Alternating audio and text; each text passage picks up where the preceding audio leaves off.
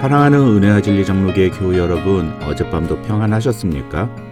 오늘도 나의 삶을 통해 하나님의 뜻이 이루어지기를 구하며 하나님의 주권을 온전히 인정하는 저와 여러분이 되시기를 주님의 이름으로 축원합니다.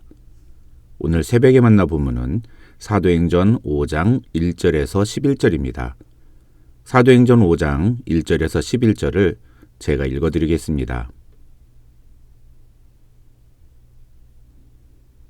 아나니아라 하는 사람이 그의 아내 삽비라와 더불어 소유를 팔아 그 값에서 얼마를 감추매 그 아내도 알더라.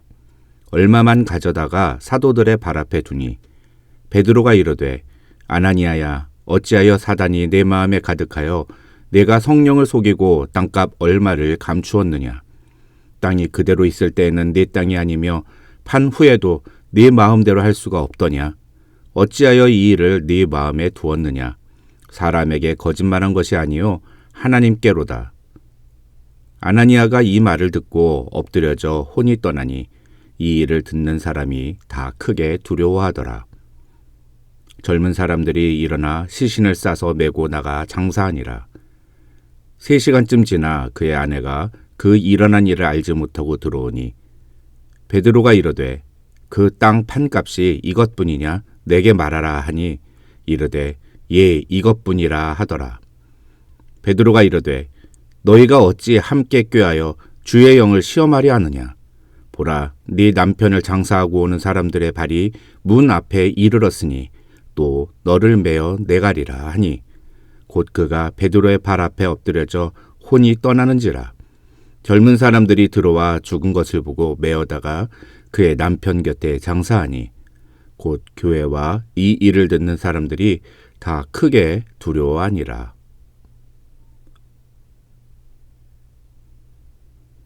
지난주에 우리는 사도행전 4장을 통해서 성령의 임재를 경험한 그리고 부활에 대한 확실한 믿음이 있는 제자들의 모습을 다루었습니다.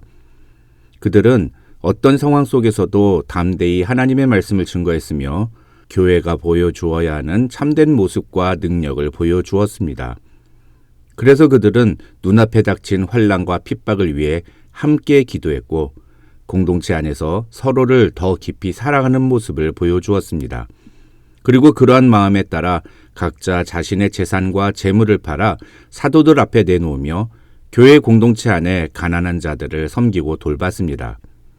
이러한 초대교회 성도들의 희생과 헌신, 섬김의 모습으로 인해 4장 34절에서 누가는 그 중에 가난한 사람이 없었다고 기록했습니다.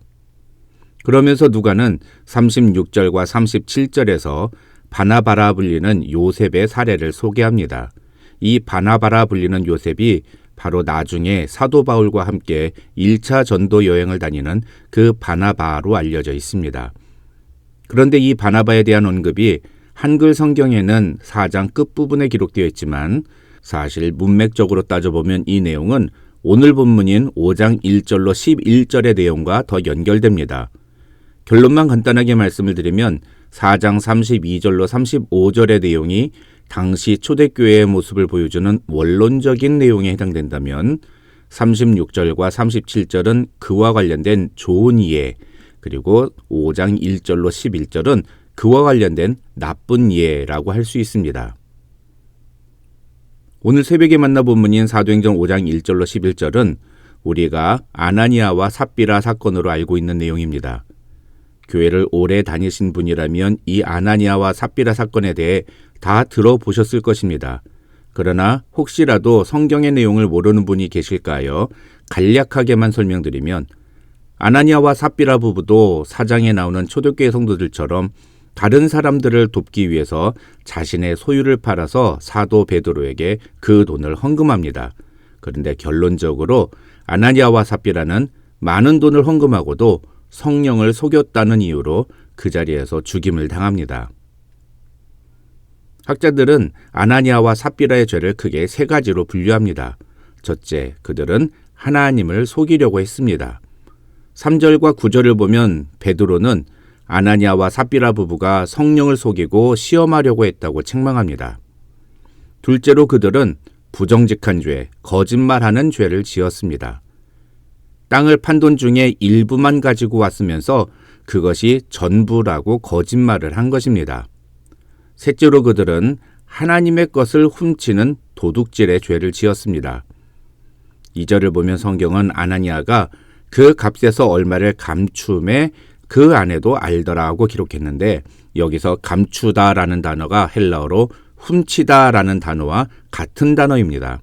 이 단어는 여호수아서 7장 1절에서 아간이 여호와께 온전히 바친 물건을 가졌다고 할 때 가지다라는 단어와도 같은 단어라고 학자들은 주장합니다. 다시 말해서 아간은 하나님께 바쳐진 물건을 자기 마음대로 가짐으로써 하나님께 큰 심판을 당했듯이 아나니아와 삽비라도 하나님께 드리는 것 중에 일부를 자기가 가짐으로써 하나님의 것을 도둑질했다고 말할 수 있다는 것입니다. 그런데 여러분, 만약에 아나니아와 삽비라가 이런 죄를 지었기 때문에 즉시 죽임을 당했다면 과연 우리는 어떨까요? 우리는 아나니아와 삽비라 부부와 같은 죄를 짓지 않았기 때문에 아직 살아있는 걸까요? 또 이런 죄 때문에 아나니아와 삽비라 부부를 죽이시는 하나님이 여러분은 어떻게 느껴지십니까? 하나님이 혹시 너무 가혹하다고 생각하지는 않으십니까? 결론부터 말씀을 드리면 아나니아와 삽비라 사건은 하나님이 이제 막 처음 공식적인 교회로 새 출발을 시작한 예루살렘 교회의 거룩성을 지키기 위해서 하나의 본보기 형식으로 아나니아와 삽비라의 거짓과 위선을 심판하신 것이다, 이렇게 볼 수 있습니다. 그래서 만약 지금 누군가가 아나니아와 삽비라 부부와 똑같은 죄를 저지른다 하더라도 하나님은 그 사람을 즉시 죽이거나 하지는 않으신다고 말할 수 있습니다. 만약에 하나님이 아나니아와 삽비라뿐만 아니라 모든 사람들에게 그와 똑같이 대하신다면 아마 진작에 이 세상을 떠났을 사람들이 허다했을 겁니다. 그렇다고 해서 앞에서 언급한 그 세 가지 죄가 심각하지 않다는 말이 아닙니다. 그 죄들은 매우 심각한 죄가 분명합니다. 하나님은 죄에 대해 분명히 심판하시는 분이십니다. 하나님은 죄를 절대로 그냥 두지 않으십니다. 그건 분명한 사실입니다. 그런데 아무리 그렇다고 하더라도 하나님이 아나니아와 삽비라처럼 죄 지은 사람을 즉각적으로 죽이거나 하지는 않으신다는 것입니다. 그 대신에 어쩌면 하나님은 우리에게 물질적으로 큰 손해를 겪게 하거나 혹은 큰 질병에 걸리게 하거나 아니면 큰 어려움을 만나게 하거나 이렇게 다른 방식으로 우리의 죄에 대해서 책임을 물으실 수 있습니다. 중요한 건 그런 상황이 우리에게 닥쳐왔을 때 우리가 어떤 태도를 취해야 하는가입니다. 정답은 하나님 앞에 나아가 자신의 죄를 회개하면 되는 것입니다. 물론 아나니아와 삽비라는 회개할 기회조차 얻지 못했습니다. 그런 점에서 아나니아와 삽비라는 매우 불행한 사람들이고, 그래서 앞서 말씀드린 것처럼 학자들은 이 아나니아와 삽비라는 초대교회의 거룩성을 유지하기 위해서 샘플처럼 심판의 대상이 됐다고 해석합니다. 그러나 우리는 다릅니다. 우리에게는 회개할 기회가 주어집니다. 설령 앞서 말씀드린 것처럼 하나님의 무서운 심판이 우리에게 임한다 하더라도 하나님은 그 일을 통해서 우리가 하나님께 회개하고 돌아오기를 기대하십니다. 그것을 로마서 2장 4절과 5절에서 바울은 이렇게 표현했습니다.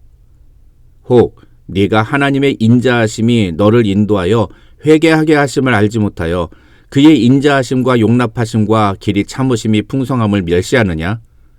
다만 네 고집과 회개하지 아니한 마음을 따라 진노의 날 곧 하나님의 의로우신 심판이 나타나는 그날에 임할 진노를 네게 쌓는도다. 문제는 성경은 분명히 이렇게 우리에게 말씀하고 있는데도 불구하고 우리는 죄를 돌이킬 생각을 하지 않는다는 겁니다. 하나님께 회개하지 않는다는 겁니다. 왜 그렇습니까? 당장에 우리에게 죄에 대한 심판이 내려지지 않기 때문입니다. 만약에 요즘에도 하나님이 아나니아와 삽비라 같이 하나님 앞에서 어떤 범죄한 사람을 즉각적으로 심판하신다면 과연 우리의 태도가 어떨까요? 오늘 본문에 나오는 아나니아와 삽비라 사건이 예루살렘 교회에 미친 영향도 똑같았습니다. 아나니아와 삽비라가 그런 죄 때문에 죽임을 당했다는 이야기를 들은 예루살렘 교회 교인들이 어떤 반응을 보였는지를 누가는 5절과 11절에서 두려워하더라 라고 표현했습니다. 그런데 주석가들은 이 5절과 11절에서 말하는 예루살렘 교회 교인들이 갖게 된 두려움은 죽음에 대한 두려움이 아니라 하나님에 대한 두려움 그리고 죄에 대한 두려움이라고 설명합니다. 하나님을 대상으로 죄를 지으면 어떻게 되는지를 알고 두려움을 갖게 되었다는 것입니다. 이 말을 뒤집어서 설명하면 아나니아와 삽비라는 무엇이 없었다는 것입니까? 바로 하나님에 대한 두려움 그리고 죄에 대한 두려움이 없었다는 것입니다. 오히려 아나니아와 삽비라는 하나님과 죄에 대한 두려움 대신에 다른 것을 두려워했습니다.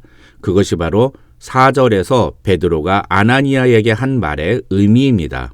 4절에서 베드로는 아나니아에게 땅이 그대로 있을 때에는 내 땅이 아니며 판 후에도 네 마음대로 할 수가 없더냐고 말합니다. 이 말은 땅을 팔기 전에도 내 것이었고 땅을 판 후에도 내 것인데 그것조차 마음대로 할 수 없더냐는 뜻입니다. 왜 아나니아가 땅 판 돈을 마음대로 할 수 없었을까요? 바로 재물에 대한 두려움 때문입니다. 요즘식으로 말하면 미래에 대한 두려움, 손해에 대한 두려움, 돈에 대한 아쉬운 마음 때문에 땅을 팔고도 그것 중에서 일부만 베드로에게 가지고 와서 바쳤다는 것입니다. 사랑하는 성도 여러분, 오늘 본문을 통해 우리 자신을 돌아보는 이 아침이 되시기를 주님의 이름으로 축원합니다. 과연 우리는 하나님을 두려워합니까? 우리는 우리가 무심코 짓는 죄가 가져올 심판에 대해서 두려워하고 있습니까? 오늘날 신앙생활을 한다고 하면서 하나님에 대한 두려움 그리고 죄에 대한 두려움을 못 느끼고 사는 사람들이 너무나 많은 것 같습니다. 그러나 그들 대부분은 돈에 대한 두려움, 미래에 대한 두려움 때문에 쩔쩔매며 살아갑니다.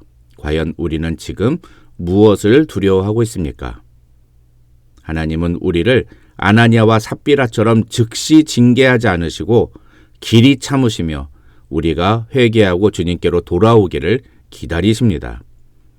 우리가 하나님을 두려워하고 죄를 두려워하여 참되고 거룩한 삶을 추구하며 살기를 원하십니다. 오늘 새벽의 만나를 통해 하나님을 두려워하고 죄를 두려워함으로 늘 거룩과 진실한 예수 그리스도의 제자가 되겠다고 결단하는 저와 여러분이 되시기를 주님의 이름으로 축원합니다.